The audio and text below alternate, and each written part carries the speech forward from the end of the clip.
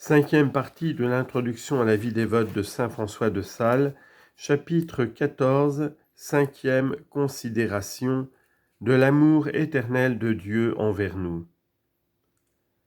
Considérez l'amour éternel que Dieu vous a porté, car déjà avant que notre Seigneur Jésus-Christ en tant qu'homme souffrit en croix pour vous, sa divine majesté vous projetait en sa souveraine bonté et vous aimait extrêmement. Mais quand commença-t-il à vous aimer? Il commença quand il commença à être Dieu. Et quand commença-t-il à être Dieu? Jamais, car il l'a toujours été sans commencement et sans fin, et aussi il vous a toujours aimé dès l'éternité. C'est pourquoi il vous préparait les grâces et faveurs qu'il vous a faites. Il le dit par le prophète, « Je t'ai aimé ».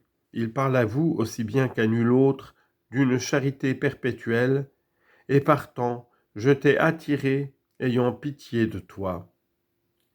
Il a donc pensé, entre autres choses, à vous faire vos résolutions de le servir.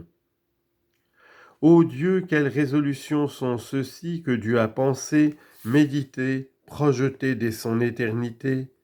Combien nous doivent-elles être chères et précieuses? Que devrions-nous souffrir plutôt que d'en quitter un seul brin? Non pas certes si tout le monde devait périr, car aussi tout le monde ensemble ne vaut pas une âme, et une âme ne vaut rien sans nos résolutions. Chapitre 15. Affection générale sur les considérations précédentes et conclusion de l'exercice. Ô chère résolution, vous êtes le bel arbre de vie que mon Dieu a planté de sa main au milieu de mon cœur, que mon Sauveur veut arroser de son sang pour le faire fructifier. Plutôt 1000 morts que de permettre qu'aucun vent vous arrache.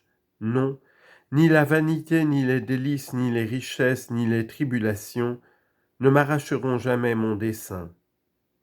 Hélas, Seigneur, mais vous l'avez planté, et avez dans votre sein paternel gardé éternellement ce bel arbre pour mon jardin.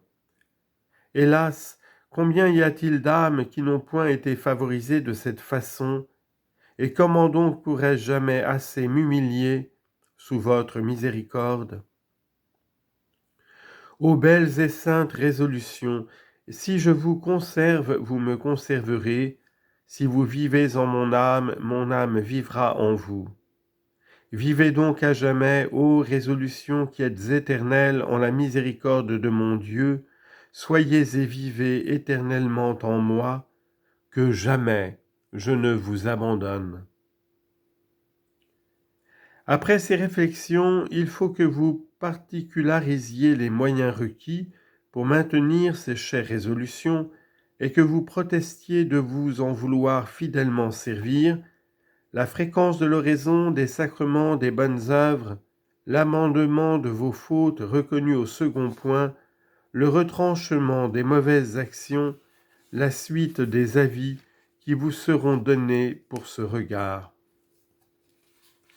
Ce qu'étant fait comme par une reprise d'haleine et de force, protestez 1000 fois que vous continuerez en vos résolutions. Et comme si vous teniez votre cœur, votre âme et votre volonté en vos mains, dédiez-la, consacrez-la, sacrifiez-la et l'immolez à Dieu, protestant que vous ne la reprendrez plus, mais la laisserez en la main de sa divine majesté, pour suivre en tout et partout ses ordonnances. Priez Dieu qu'il vous renouvelle toutes, qu'il bénisse votre renouvellement de protestation et qu'il le fortifie. Invoquez la Vierge, votre ange, Saint Louis et autres saints. Allez en cette émotion de cœur au pied de votre Père spirituel. Accusez-vous des fautes principales que vous aurez remarqué d'avoir commises dès votre confession générale et recevez l'absolution en la même façon que vous fîtes la première fois.